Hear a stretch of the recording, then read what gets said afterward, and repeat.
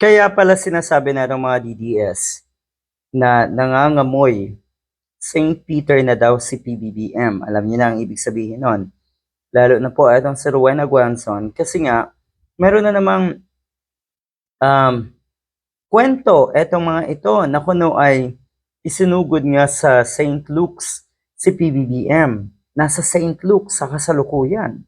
Ngayon po ay araw ng kagitingan at makikita natin kahit sa ang platform na si PBBM ay nasa mga pagtitipon tungkol sa ating o tungkol sa araw na ito. Ay syempre, yung mga diehard ayaw naman nilang maniwala.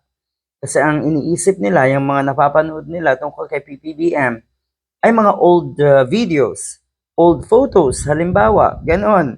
So, pakialam namin sa inyo kung ayaw nyo maniwala. Ang punto dito, hindi na kayo titigil. Ang punto dito, malala na yung pagiging desperado nyo na maupo si Sara Duterte. Kaya nasa punto na kayo na mamatay ka na sana. Yan ang hiling nyo sa nasa Malacanang. Lalo na si Guanzon, ha? Abogado yan. Malala. Ang lala ng nangyayari sa mga katulad ni Guanzon. O eto, ang dami daw kapulisan na dumating nga sa entrance ng St. Luke's.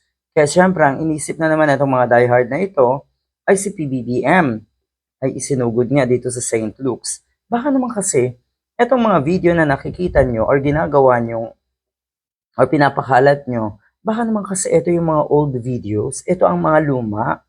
Naka-full alert daw ang mga kapulisan sa St. Luke's. At yan nga, ang iniisip nila, malapit na si PBBM. Ang sinabi nga natin si Guanzon paano papasok si kamatayan?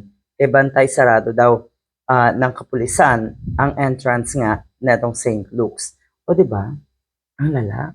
May video na lumabas, mga pulis dagsa sa St. Luke's Hospital. Lalabas din ang katotohanan kasi ang nakikita natin, itong video na ito sigurado ang luma. At yung nakikita natin na buhay na PBBM, yun ang current.